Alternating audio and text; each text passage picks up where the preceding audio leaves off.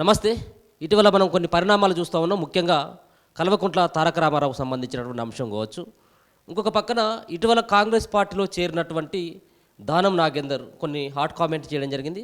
So వీటన్నిటి గురించి ఒకసారి మాట్లాడేటువంటి ప్రయత్నం చేద్దాం. మనతో పాటు ఆర్య వైశ్య కార్పొరేషన్ చైర్మన్, అలాగే కాంగ్రెస్ పార్టీ అధికార ప్రతినిధి కల్వ సుజాత గారితో. ముందుగా మేడం, ఇటీవల మీ ముఖ్యమంత్రిని పట్టుకొని లొట్టపీసు ముఖ్యమంత్రి, దద్దమ్మ ముఖ్యమంత్రి, చేతగాని ముఖ్యమంత్రి నన్ను అరెస్ట్ చేయడం సాధ్యం కాక కేవలం కుట్రపూరితమైనటువంటి కేసులు పెడతా ఉన్నాడు, నన్ను కేసులతోటి నన్ను అడ్డుకట్ట వేయాలని చెప్పేసి ప్రయత్నిస్తూ ఉన్నాడు. వాళ్ళు చేసినటువంటి పథకాలని, మీరు ఇచ్చినటువంటి హామీలను నిలదీయడం వల్లనే అట్లాంటి అక్రమమైనటువంటి కేసులు పెడతా ఉన్నాడని చెప్పేసి కేటీఆర్ మీ ముఖ్యమంత్రిని పట్టుకొని అలాంటి వ్యాఖ్యలు చేయడం జరిగింది. దీన్ని ఎట్లా స్పందిస్తారు మీరు? ఫస్ట్ ఆఫ్ ఆల్ ఆయనకు పోయిన నోటీసులలో రేవంత్ రెడ్డి గారి పేరు ఉందా?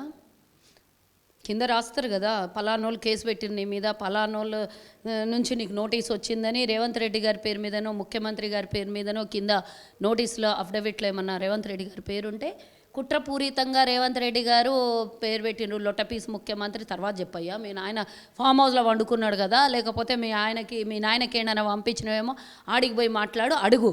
నువ్వు అన్నావు కదా ముఖ్యమంత్రిని గౌరవించని శాతగానే దద్దమ్మ అని మాట్లాడినావు గతల్లా. ఈరోజు నేను అడుగుతున్న ఈ దొంగకి, ఈరోజు ముఖ్యమంత్రి రేవంత్ రెడ్డి గారు రాష్ట్రానికి నాయకుడు, ప్రజలు గెలిపించినటువంటి ప్రజాపాలనలో ముఖ్యమంత్రి రేవంత్ రెడ్డి గారు. ఆయనని ఈరోజు లొట్టపీసు ముఖ్యమంత్రి అన్నావు కదా, లొట్టలేసుకుంటూ పోయి అది చిప్పకూడు తినే పరిస్థితి దగ్గరకు వచ్చింది. కాబట్టి నేను అడుగుతున్న లొట్టపీస్ ముఖ్యమంత్రి లొట్టపీస్ కేసు అన్నప్పుడు, లొట్టపీస్ కేసుకు 2 కోట్లు పెట్టి ఎందుకు అడ్వకేట్ని పెట్టుకున్నావు? లొట్టపీసు కేసుకి ఢిల్లీకి సుప్రీంకోర్టుకు పోతాను ఎందుకు అంటున్నావు? నీకు లొట్టపీసు కేసు ఏమి ఏమి కేసులో ఏం పసలేకపోతే నువ్వు అడ్వకేట్ని తీసుకొని లోపలికి పోతా అని అనడం ఎందుకు? అట్లా అంటే ఏమంటాడంటే, మా కొడంగల్ మాజీ ఎమ్మెల్యేని నరేందర్ రెడ్డిని అబద్ధం సాక్ష్యాలు తీసుకొని ఆయన మీద కేసులు పెట్టిండ్రు అని మాట్లాడినావు. అరే నువ్వు అబద్ధం సాక్ష్యాలు చెప్తే బయటకు వచ్చి నువ్వు చెప్పవా నేనేం చెప్పలేదని? మరి నరేందర్ ఎందుకో ఎంబడే బయట వచ్చి మాట్లాడలేదు, లేటుగా మాట్లాడిండు ఎందుకు? మరి నిజంగానే వాస్తవంగా నువ్వు చేసింది తప్పు అని తెలుసు. 1 కాదు 2 కాదు, 100,000 తప్పులు చేసినవన్నీ నీకు అన్నీ తెలుసు. మనం అనుకుంటాం కదా 100 తప్పులు చేసిన తర్వాత 101 తప్పుకి శిక్ష పడుతుంది, శ్రీకృష్ణుడు కథం పట్టిస్తాడని. అట్లా ఒక్కటి తీస్తే తీగ లాగితే డొంకంతా కదిలినట్టు ఒకటి తీస్తే ఇంకోటి చేసినవన్నీ పాపాలు బయటికి వస్తున్నాయి. ఆ ప్రెస్టేషన్లో ఎవరిని తిట్టాలి? రేవంత్ రెడ్డి గారిని తిట్టాలి. అక్రమంగా కేసులు బనాయిస్తున్నారు అన్నప్పుడు రేవంత్ రెడ్డి గారు ఎన్నికల్లో పోటీ చేస్తుంటే కొడంగల్లో మీ నాయన మీ బావమరిది నువ్వు కొడంగల్కి ప్రచారానికి పోతే అక్రమంగా రేవంత్ రెడ్డిని అరెస్ట్ చేసినావు చూడు, బెడ్రూమ్లోకి వెళ్ళి. దాన్ని అంటారు అక్రమంగా అరెస్ట్ చేయడం, అక్రమంగా కేసులు బనాయించడం అని. ఈరోజు నువ్వు ఈ రేస్ కేసులో ఏ తప్పుడు పనులు చేయకపోతే ఎందుకు బుగులు పడుతున్నావు కేటీఆర్? నేను అడుగుతున్నా, భయం భక్తి లేదా నీకు ఈరోజు ప్రభుత్వం మీద? చట్టం ఎవరికి చుట్టం కాదు కదా, అడిగిన ప్రశ్నలకు సమాధానం చెప్పాలి. ఇచ్చిన నోటీసులోకి పోయి నువ్వు హాజరు కావాలి. కానీ నేను రాను, అడ్వకేట్ని తీసుకొని పోతా అని అంటే ఎట్లయితుంది? అంటే నువ్వు చేసిన తప్పుల్ని సమర్థించడానికి అడ్వకేట్ కావాలా? అంటే నీకు సమాధానం చెప్పని రాదా? నువ్వు నిజం చేస్తే నిజం చెప్పాడు, తప్పు చేస్తే తప్పు చెప్పు. వాళ్ళు రికార్డులో నోట్ చేసుకుంటారు, బయటకు వచ్చి వాళ్ళు చెప్తారు కేటీఆర్ ఇవి అబద్ధ సాక్ష్యాలు చెప్పిండు, తప్పుడు మాటలు మాట్లాడిండు, కేసులు పెడుతున్నాం, లేకపోతే కడిగిన ముత్తల్లాగా బయటకు వస్తావు. ఎందుకు బుగులు పడుతున్నావు నువ్వు అంతగానము? నీ దగ్గర డబ్బు బలం, అహంకార బలం, మదమెక్కి కొట్టుకొని వస్తున్న బలం అంతా ఉంది కదా మీ దగ్గర. మరి నువ్వు ఎందుకు భయపడుతున్నావు కేటీఆర్? ముఖ్యమంత్రి అంటే నీకు అంతా చీప్ అయిపోయిందా? అలాంటి మాటలు మాట్లాడుతున్నావు. టైం వస్తుంది బిడ్డ, ఒక్కొక్కరికి టైం వచ్చేడుతుంది. రేవంత్ రెడ్డి గారు సహనంతో ఈరోజు ముఖ్యమంత్రి స్థానంలో కూర్చొని సహనంతో ఉన్నారు. నీ మాటల్ని ఆయన పట్టించుకోవట్లేదు. కానీ మాలాంటి కార్యకర్తల నాయకులం ముఖ్యమంత్రి గారి మీద ఇష్టం వచ్చినట్ల మాటలు మాట్లాడితే చూస్తూ ఊరుకోము, చర్మగీతం పాడతాము, చింతపండు చేస్తాం. ఈ పని చెప్పండి కేటీఆర్కి. పక్కన ఏసీబీ విచారణను ఎదుర్కొన్నటువంటి సందర్భంలో ఏసీబీ అధికారులకి నేనే క్వశ్చన్ చేయడం జరిగింది. వాళ్ళ దగ్గర ఏ సమాధానం లేదు. ఇది ఏసీబీ అధికారులకు కూడా మేము చెప్పడం జరిగింది, ఇది కేవలం కుట్రపూరితంగా పెట్టినటువంటి కేసు అని చెప్పడం జరిగింది. ఏసీబీ అధికారులు 40 వాళ్ళకి ఈయన సమాధానం చెప్పినని చెప్పేసి అంటా ఉన్నారు. మరి బయటకు వచ్చినాక ఏం చెప్తారు? మరి దొంగలందరూ వచ్చి చెప్పేది ఏంది? వాళ్ళు అడిగిన ప్రశ్నలకు నేను ఆన్సర్ చెప్పలేదు, కానీ నేనే వాళ్ళకి ప్రశ్నలు వేసిన అంటే ఏసీబీ స్థాయిలో ప్రశ్నలు వేసే స్థాయిలో ఉన్నప్పుడు నీకు అడ్వకేట్ ఏం అవసరం వచ్చిండే? అసలు ఈయనే అర్థమవుతుంది కదా. నీకు చేతగాక ఏసీబీ అడ్వకేట్ని తీసుకుపోతాను. లోపలికి పోయినాక ఏసీబీకే ప్రశ్నించినోనే నీకు మళ్ళీ అడ్వకేట్ ఏం అవసరం వచ్చిండే అంటే గిన్నే అర్థమవుతుంది. దొంగ వచ్చే దొంగ అన్నట్టు దొంగోడివి కాబట్టి దొంగ మాటలు బయటకు వచ్చి చెప్తున్నావు. ఆడు ఏం విచారణ చేసిండ్రో చెప్పురా అని అంటే నేనే ప్రశ్నలు వేసిన అంటావు. నువ్వు ప్రశ్నలు నువ్వు వాళ్ళకేస్తావా వాళ్ళు నీకేస్తారా? మాట్లాడినిస్తారా నీకు? ప్రశ్నలు వేస్తారు, దానికి ఆన్సర్ వాళ్ళకి కావాల్సిన ఆన్సర్ క్వశ్చన్ వేస్తారు, వాళ్ళ దగ్గర ఉన్నటువంటి ఆధారాలకు క్వశ్చన్స్ వేస్తారు. ఆ క్వశ్చన్స్కి ఆన్సర్ చెప్పాలి. నువ్వు వాళ్ళకి ప్రశ్నలు వేస్తే వాళ్ళు ఏం చేస్తారు? నీకు నువ్వు వేస్తే కుక్కలా ఒలుకుంటున్నావు అనుకుంటారు వాళ్ళు. ఒక పక్కన బామ్మారిది అరెస్టును ఖండిస్తూ వాళ్ళ బావ అయినటువంటి హరీష్ రావు కూడా కొన్ని కామెంట్లు చేయడం జరిగింది. మా బామ్మారిది ఎట్టి పరిస్థితుల్లో మళ్ళీ కడిగిన ముత్యం లెక్కనే వస్తానని చెప్పి. కడిగిన ముత్యాలే వీళ్ళకు. అవును, అందరు కడిగిన సముద్రాలలో పోయి ఈత కొట్టుండి కడిగిన ముత్యాలో కాటికి పోయే ముత్యాలో తెలుస్తుంది. నేను ఒకటి కవితది అయిపోయింది, కేటీఆర్ దగ్గరికి వచ్చినాయి ఇక రోజులు. తర్వాత ఆయన దగ్గరకు వస్తాయని ముందస్తు జాగ్రత్తగా వాళ్ళ భావన మెచ్చుకోకపోతే ఆయన జైలుకు పోయినాక ఈయనకు జాగా దొరకది, కేసీఆర్ టికెట్ కటాయిస్తాడని బుగులతో ముందే మెచ్చుకుంటుండు. నువ్వు బోరా అని వెనకకెళ్ళి ఇట్టి అంటుండు, నాకు వడ్డీ వద్దు నాకు పెట్టు అన్నట్లా. కేటీఆర్ని జైలుకు పోతే నేనే రాజ్యం వెళ్తాను ఆయనకు ఆల్రెడీ ఉన్నది. ఆల్రెడీ మొన్న ఆ మధ్య కాలంలో కౌశిక్ రెడ్డి మాట్లాడినప్పుడు హైలైట్ అయిన హరీష్ రావుని చూసి భరించలేక అమెరికాల నుంచి ఎబ్బిడిదబ్బిడిగా పారిపోయి వచ్చినటువంటి కేటీఆర్ ఇప్పుడు మళ్ళీ అదే పన్నాగం మన్నితే మళ్ళీ ఆయన పోయినాక నేనే నేత, నేనే నాయకుడిని, నేనే ముఖ్యమంత్రి అభ్యర్థిని, నేనే పార్టీ అధ్యక్షుడిని అని ఇప్పుడే చెప్పుకుంటే బాగుండదని ముందస్తుగా ఆయనకు డబ్బా కొట్టి ఆయన జైలుకు పోయినాక ఇక ఈయననే అయిదామనేది ఆయనకు ఆలోచన ఉన్నది. ఒకళ్ళనికొకళ్ళు రెడీగా ఉన్నదిలే. అది ఇక ఏసీబీ ఒకళ్ళకి తగిలినాక ఇంకోళ్ళకి తగులుతుంది. ఎవరు అవినీతికి ఎవ్వరు కూడా భిన్నంగా లేరు, ఎవరు కూడా దూరంగా లేరు. అందరికన్నా అవినీతి చేసిన కల్వకుంట్ల కుటుంబం ఎక్కడ వారిపోతుంది చెప్పండి? భూమి మీద ఈయనే నూకలు చెల్లించుకొని పోవాలి వాళ్ళు చేసిన అక్రమాలకి. ఇటీవల మీ పార్టీలో చేరినటువంటి దాదాపుగా 10 మంది వేరే పార్టీలో గెలిచి మీ పార్టీలోకి వచ్చినటువంటి దాంట్లో భాగంగా చాలా అంటే మీకు మెజార్టీ ఉన్నప్పుడు కూడా వేరే పార్టీకి సంబంధించినటువంటి ఎమ్మెల్యేలను తీసుకోవడం వల్ల కాంగ్రెస్ పార్టీకి ఎంతైనా కానీ మైనస్ అయింది. దాంట్లో భాగంగా అంటే మీరు మళ్ళీ ఎమ్మెల్యేల కొనుగోలుకు సంబంధించినటువంటి విషయం కొనుగోలేంది ఎమ్మెల్యేలను తీసుకోవడం జరిగింది. వాళ్ళకి మెజార్టీ ఉన్న తర్వాత కేసీఆర్ అనుకుంటున్నా కొనుగోలు చేయడానికి. ఆల్రెడీ పార్టీల పైసలు లేక నెల వస్తే జీతాలు ఇయ్యలేక అన్ని శాఖల నుంచి రూపాయి పోగేసి మేము తెలంగాణ ఉద్యోగస్తులకు జీతాలు ఇస్తున్నది కాంగ్రెస్ పార్టీ ప్రభుత్వం. మా దగ్గర డబ్బు ఎక్కడిది? పేదల పార్టీ బాబు, డబ్బుతో కొనుక్కునే పార్టీ కాదు. వాళ్ళు వస్తే మేము వద్దలేదు. ఆ రోజే చెప్పినాం మేము. మమ్మల్ని అనవసరంగా జాలిం లోషన్ పెట్టి దురద పెట్టింది కాబట్టి కేసీఆర్కి మేము జాలిం లోషన్ రాసినాము. గోకినో దురద పెట్టింది, దానికి జాలిం లోషన్ రాసినాము కాబట్టి ఆ జాలిం లోషనే 10 ఎమ్మెల్యేలు వాళ్ళు వచ్చిర్రు ఇక్కడికి. అది ఇక తర్వాత సంగతి. ఆ టాపిక్లోకి పోకి కాదు, వేరే విషయం అవుతుంది. కాబట్టి ఆ రోజు అన్నావు కదా 3 నెలల ప్రభుత్వం కూలిపోతుంది, 6 నెలలు ఇప్పుడు అంటలేవు ఎందుకో? నోరు బంద్ అయింది. అప్పుడు ఎందుకో 10 నెలల్లో పోతుంది, 3 నెలల్లో పోతుంది, 6 నెలల్లో పోతుంది, అయిపోయింది మా నాయన్నే ముఖ్యమంత్రి అని చెప్పుకున్న కేటీఆర్కి మరి ఎందుకు ఇప్పుడు మాట్లాడతలేరు? నోరు చల్లబడ్డది. సో మీకు అందుకనే కుక్క కాటుకు చెప్పు దెబ్బ అని మీకు ఆ రోజు శాస్తి నేర్పించినాము. ఆ శాస్తికి జోహార్లు. ఈరోజు నోరు బంద్ అయింది మీది. కాబట్టి ఆ సందర్భం వేరు, ఆ సబ్జెక్టు వేరు. ఈరోజు దానం నాగేందర్ మాట్లాడిన దానికి ఎవరు అభిప్రాయాలు వాళ్ళు చెప్పుకుంటారు. అభిప్రాయాలు చెప్పినంత మాత్రాన అదే వాస్తవం కాదు.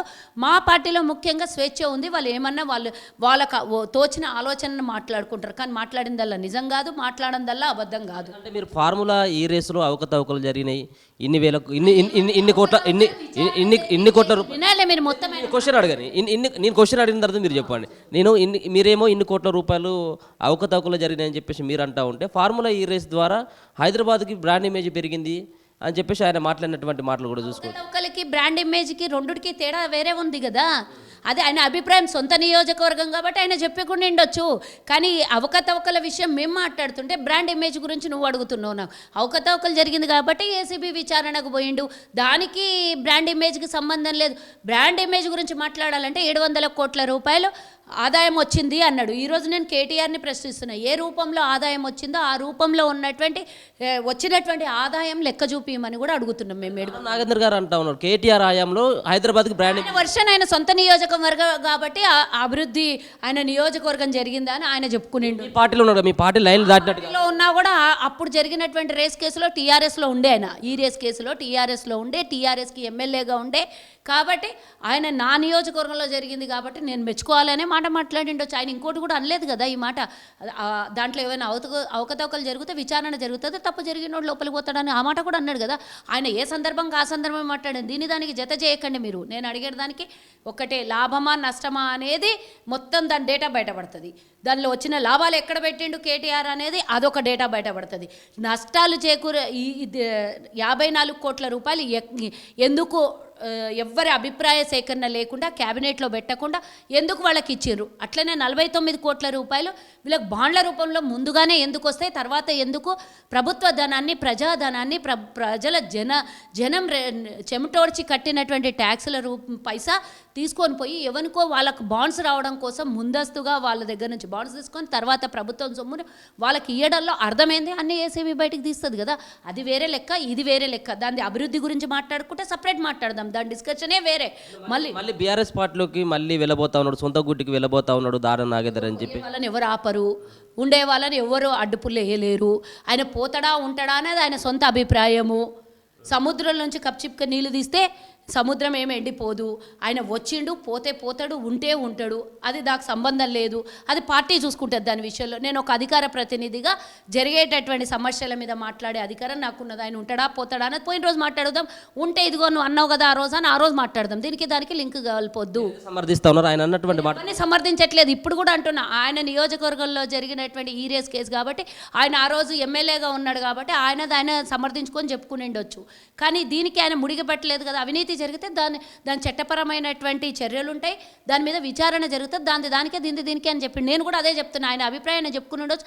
దాని విషయంలో ముఖ్యమంత్రి గారు చర్చిస్తాడా? ఆయన ఇంకో మాట కూడా అన్నాడు, నన్ను ఎప్పుడు పిలిచి మాట్లాడలేదు, నన్ను ఎప్పుడు దండించలేదు, నన్ను ఎప్పుడు తిట్టలేదు అని కూడా అన్నాడు. నువ్వు అట్లా అనుకుంటావు ముఖ్యమంత్రి గారికి వ్యతిరేకంగా పోయి ఆయన పార్టీ మారుతాడనే మాట కూడా ఎందుకు అనుకుంటావు? నేను పూర్తిగా చదివినా, పూర్తిగా విన్నా అది కూడా.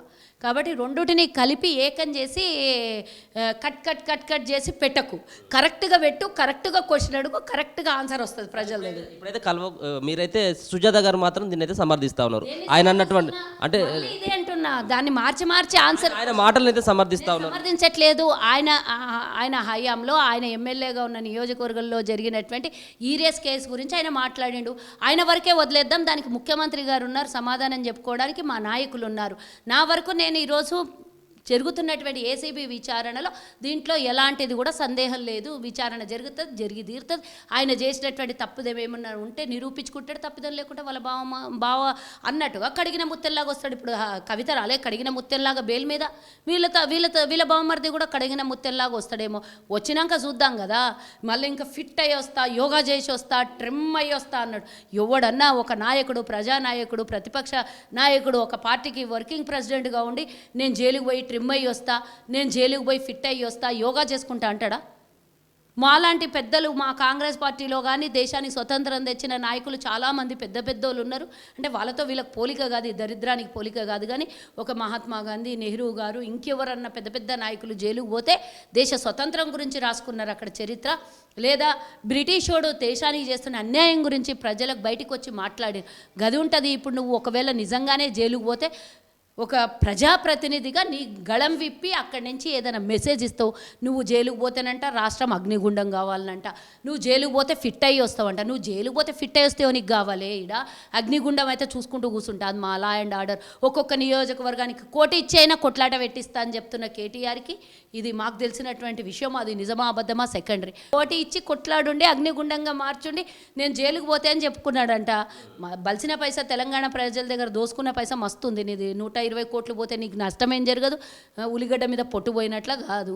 కాబట్టి నీ అభిప్రాయం నీది, నీ ఆలోచనలు నీవి. కానీ మేము ప్రభుత్వంలో ఉన్నాం, నువ్వు అగ్నిగుండంగా మారుస్తే మేము చూసుకుంటూ కూర్చుంటామా? కవితక్క జైలు పోతే ఎవడన్నా మాట్లాడిండా? ఈడ ఆమెనే అన్నదంట చిట్చాట్లో, నేను పోతేనే ఎవడు డేకలేదు, నేను పోతేనే ఎవడు పట్టించుకోలేదు, ఈయన పోతే ఎవడు పట్టించుకుంటాడు, ఒక ఆడపిల్లకే దిక్కులేదు ఇడ, నీకేం పట్టించుకుంటారు అని ఆమెనే చిట్చాట్లో అన్నదంట. ఈయన పోయి వస్తాడు, 6 నెలలు మనం చూసి వస్తాం. నిన్న అదే కవిత మాట్లాడుతూ మీ కాంగ్రెస్ పార్టీ డిఎన్ఏలోనే ద్వేషం ఉన్నది, హింస ఉంది అని చెప్పేసి ఆమె మాట్లాడుతూ ఉంది. ప్రపంచంలో ఎవరికన్నా అడగండి, కాంగ్రెస్ పార్టీ డిఎన్ఏలో ద్వేషం ఉందంటే మహాత్మా గాంధీ కాంగ్రెస్ పార్టీలో ఉండే, నెహ్రూ కాంగ్రెస్ పార్టీలో ఉండే, పెద్ద పెద్ద నేతలందరూ కాంగ్రెస్ పార్టీకి పనిచేసిన వాళ్ళు ఉన్నారు ఆనాడు.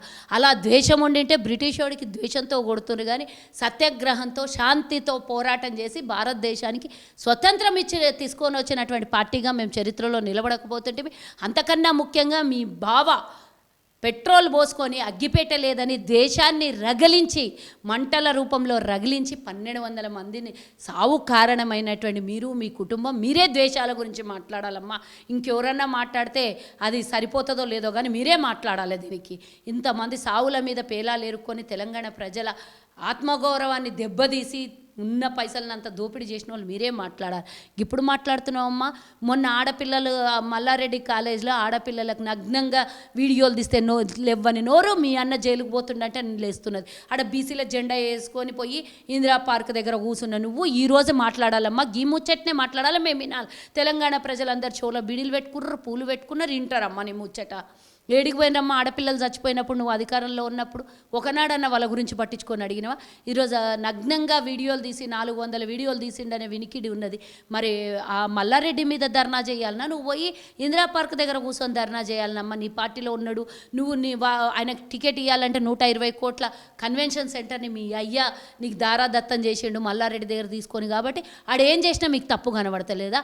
ఆడపిల్లల్ని ప్రైవేట్ కాలేజీలలో ప్రైవేటుగా స్నానాలు చేస్తున్నటువంటి చోట్ల నుంచి వీడియోలు తీసి ఇంత యాజమాన్యం నిర్లక్ష్యం వల్ల అంత తప్పిదం జరిగితే కూడా నోరు మూసుకున్నటువంటి నువ్వే మాట్లాడాలమ్మా. ఇవన్నీ హక్కుల గురించి, అధికారాల గురించి, పార్టీ మాకున్నటువంటి చిచ్చులు పెట్టేది, ఇంకా మాకున్నటువంటి విధి విధానాల గురించి నువ్వే మాట్లాడాలి తల్లి. అదేమో అంటారు పువ్వు, అదే ఏమంటారు కదా, ఇదొచ్చి గుడ్డొచ్చి పిల్లని ఎక్కిరించినట్టు నువ్వు వచ్చి మా పార్టీ గురించి 140 ఏళ్ల చరిత్ర ఉన్న మా పార్టీ గురించి మాట్లాడు. కాంగ్రెస్ పార్టీ డిఎన్ఏలో ఉంటే మీ అయ్య కూడా అళ్ళకెళ్ళి వచ్చిండు కదా. మరి అదే తీసుకొని వచ్చి బయటికి తీసుకొని వచ్చి ఈరోజు చిచ్చు పెడుతున్నాడా రాష్ట్రం మీద మీ అయ్య? బీఆర్ఎస్ పార్టీ కార్యాలయాలపైన కాంగ్రెస్ పార్టీకి సంబంధించినటువంటి కార్యకర్తలందరూ కూడా దాడులు చేస్తూ ఉన్నారు. బీఆర్ఎస్ పార్టీ కార్యాలయాలపైన కాంగ్రెస్ పార్టీకి సంబంధించినటువంటి కార్యకర్తలు దాడి చేయడం. ఇందాకనే అన్నావు మా ముఖ్యమంత్రిని తిడితే ఊరుకుంటారా ఎవడన్నా? దమ్మున్నోడు బయటికి రమ్మని మా ముఖ్యమంత్రిని తెచ్చినాక తర్వాత మీ కార్యాలయాల్లో మీ కథనో కార్ఖానానో అన్నీ చెప్తారు. ఈరోజు మీ చెల్లెలు జైలుకి పోతే అగ్నిగుండం అవుతుంది, నువ్వు జైలుకి పోతే అగ్నిగుండం అవుతుంది, కానీ మా ముఖ్యమంత్రిని తిడితే నోరు మూసుకొని కూర్చోనికి మరీ అంత చౌటల్లాగా కనబడుతున్నామా మేము? చెప్పండి, నాకు ఆన్సర్ కావాలి దీనికి. మీరు కూడా ఇప్పుడు హింసను ప్రోత్సహించినట్టుగా? ప్రోత్సహించలేదు. డెఫినెట్గా పార్టీలో ఉన్నటువంటి వాళ్ళకు, కార్యకర్తలకు, పనిచేసే వాళ్ళకు ఒంటి మీద వెంట్రుకలు ఉన్నాయి, లోపల చీము నెత్తురు ఉన్నది. ఎవరన్నా చెల్లిస్తారు, తప్పకుండా చెల్లిస్తారు దాని విషయంలో. కేవలం నిన్న ఒక నల్గొండ జిల్లాలోనే అయింది, ఇప్పుడు రాష్ట్ర వ్యాప్తంగా కూడా అటువంటి అదే కార్యాలయాల పైన నాయకుల్ని తిడితే అయ్యిండొచ్చు. దాన్ని లా అండ్ ఆర్డర్ ఎవరికి కూడా చూసుకుంటూ ఉండదు. అది చేసింది తప్పైనా కూడా దీన్ని మేము సమర్థించము. దానికి లా అండ్ ఆర్డర్ ఉన్నది, దాని పనే చట్టం, దాని పని అదే చేసుకుంటూ పోతాం. మేము ఎవరిని సమర్థించాం. మీలాగా మా కార్యకర్తలని కొట్టిన దెబ్బలు, మా కార్యకర్తలకు రేషన్ కార్డులు కూడా లేకుండా చేసినటువంటి చరిత్ర, మా కార్యకర్తలకి తినడానికి అన్నం కూడా లేకుండా చేసినటువంటి చరిత్ర మీలాగా మా దరిద్రం చరిత్ర లేదు. మేము మా కార్యకర్తలు ఇప్పటికి కూడా అదే జెండా మోస్తూ పనిచేస్తున్నటువంటి కార్యకర్తలు ఉన్నారు. వాళ్ళని ఒక సైడు కాపాడుకుంటూ లా అండ్ ఆర్డర్ని కూడా అదే క్రమంలో కాపాడుకునే బాధ్యత మా మీద ఉన్నది. ఇటీవల చూస్తూ ఉన్న కొన్ని ప్రకటనలు మంత్రుల దగ్గర నుంచి, ముఖ్యమంత్రి దగ్గర నుంచి కూడా 26వ తారీఖు నుంచి కూడా రైతులు ఎదురు చూస్తున్నటువంటి రైతు భరోసా సంబంధించినటువంటి విషయంలో సో చాలా దాంట్లో ఇది కొండను తవ్వి ఎలుకను పట్టినటువంటి విధంగా కేవలం కొన్ని ఎకరాలు మాత్రమే మినహాయింపించి, కానీ కొంత కటాఫ్ 7 ఎకరాలు 10 ఎకరాలు పెడితే బాగుండు కదా అన్నటువంటి అభిప్రాయాలు కూడా వ్యక్తం అవుతూ ఉన్నాయి. సో ఏ విధంగా దాన్ని మీరు చేయడం జరిగింది? పేదల పార్టీ, పేదలకే రైతు సంక్షేమం అందాలే. కొండలకు, గుట్టలకు, నీళ్లకు, రాళ్లకు, చెట్లకు, చేమలకు, హైవేలకు, వెంచర్లకు ప్లాటింగ్ చేసిన వాటికి రైతు బంధు ఇయ్యదలుచుకోలేదు. కాబట్టి ఆ కడుపు మంటతో మాట్లాడుతున్నటువంటి వాళ్ళకు మా సమాధానము, పేదల పక్షాన నిలబడినటువంటి ప్రభుత్వం మాది అనేది ఒక ప్రజాపాలన పార్టీగా మేము చెప్తూ ఉంటాం. కానీ మీరు ఏం మాట్లాడినా పిచ్చి పిచ్చి వేషాలు వేయకుండా మేము 21,000 కోట్ల రూపాయలు అప్పు ఉన్న ప్రతి ఒక్కడికి, 2 లక్షల లోపల ఉన్న ప్రతి ఒక్కడికి కూడా అప్పు తీర్చినాం. అది పేదోడిదా గొప్పోడిదా అని చూడలేదు. అన్ని రైతు పట్టాలు పెట్టి పాస్బుక్లు పెట్టి రుణం తెచ్చుకున్న ప్రతి ఒక్కరికి రుణమాఫీ చేయించినాం మేము. మాకు అది కదా గొప్పతనము. ఈరోజు 500 రూపాయలు బోనస్ ఇచ్చినాం. పేదోడు గొప్పడు చూడలే, ఎన్ని ఎకరాలలో పంటలు పండిస్తే అన్ని ఎకరాలలో వడ్లు కొనుగోలు చేసి 500 రూపాయలు బోనస్ ఇచ్చినాం. కానీ రైతు బంధు అనేది రైతుకు పెట్టుబడి సాయంగా పేదోడికి ఉండాలనే ఉద్దేశంతో రైతు భరోసా ఇస్తున్నాం మేము. ఆ రైతు భరోసా పేదోడికి అండగా నిలబడాలి, కానీ బలిసినోడికి 100 ఎకరాలున్న ఎన్ఆర్ఐకి, 100 ఎకరాలున్న అమెరికానికో, 100 ఎకరాలున్న వ్యాపారస్తుడికో, 100 ఎకరాలున్న వెంచర్ చేసుకున్నోనికో ఇవ్వాల్సినటువంటి అవసరం మా దగ్గర లేదు. అలా చేసే రాష్ట్రాన్ని అప్పులపాలు చేసిన గత ప్రభుత్వంలాగా మా ప్రభుత్వం చేయదలుచుకోలేదు. మాకు ఆ బాధ్యత ఉన్నది. ఆ బాధ్యతకు తెలంగాణలో ఉన్నటువంటి 4 కోట్ల మంది పాలన చేయాల్సినటువంటి పూర్తి ధర్మం మాకు ఇచ్చినటువంటిది ప్రజలు. ఆ తీర్పుకు కట్టుబడి ఉంటాం. ఆ ప్రజాసేవలో నిమగ్నమై ఉంటాం. ప్రజాపాలన కంటిన్యూగా అవుతుంది. ప్రజలకు అందించాల్సినటువంటి పూర్తి మేము ఇచ్చినటువంటి హామీల్ని నెరవేరుస్తూ ఒక్కొక్కటి, అంటే నెరవేర్చకపోతేనేమో నెరవేర్చలేదు, ఇస్తేనేమో దానికి ఇంత ఇస్తీవి, దీనికి ఇంత ఇస్తీవి. అవునరా భయ్, పేదోనికే ఇస్తాం మేము, గొప్పోనికి ఇయ్యమో. సంక్షేమ పథకాలు పేదోనికే అందాలే, ఉన్నోనికి కాదు. ఉన్నోడు ఎట్లనన్నా బతుకుతాడు, పేదోడు ఏడికి పోవాలే.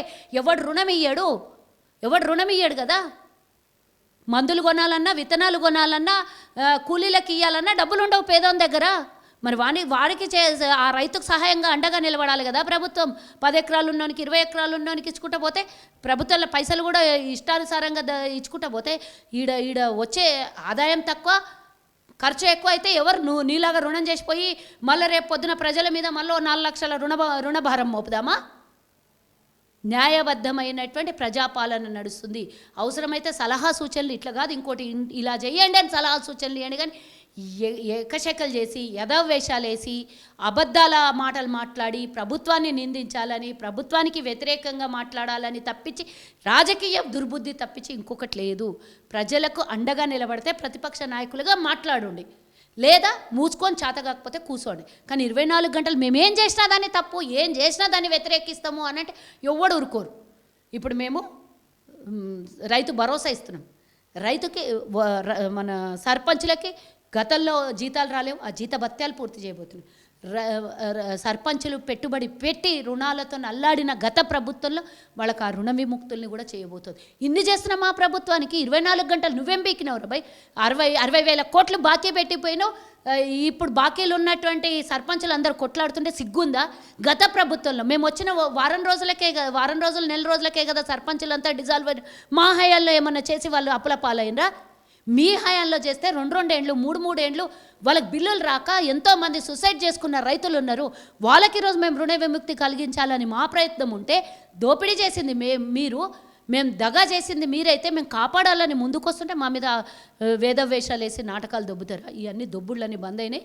ఇక ఎక్కువ రోజులు ఇంకా నడిపించుకుంటూ పోయి, ఇంకా మీ వేషాలని సహించుకుంటూ పోతే ప్రజలు ఇంకా రాబోయే కాలంలో ఇంకా పెద్ద తీర్పు ఇవ్వబోతున్నారు. మీకు 18 గంటలు పని చేస్తూ ఉన్నాం అని చెప్పేసి ముఖ్యమంత్రి చెప్తా ఉన్నాడు. ప్రజాపాలన చేస్తూ ఉన్నాం అని చెప్పేసి అంటా ఉన్నారు. ఏంటి, చాలా సందర్భాల్లో ముఖ్యమంత్రి గారి యొక్క పేరును కూడా మర్చిపోతున్నటువంటి సందర్భాలు కూడా చూస్తూ ఉన్నాం. మొన్న సందర్భాలు అనకు ఎందుకని లేదు. 4 కోట్ల మందిలో 2 మర్చిపోయినంత మాత్రాన 3,99,098 మంది మర్చిపోకుండా రేవంత్ రెడ్డి గారికి చిన్న పిల్లలు కూడా రేవంత్ అన్న అనేటటువంటి అన్న గుర్తింపు పొందినటువంటి రేవంత్ అన్నకు ఏం ఫరకపడదు. ఒకళ్ళిద్దరు మర్చిపోతే సముద్రంలో నుంచి, ఇందాక కూడా చెప్పిన, సముద్రంలో నుంచి కప్చిప్క నీళ్ళు తీసుకొని పోతే సముద్రం ఎండిపోదు. రేవంత్ రెడ్డికి ఆదరణ తగ్గదు.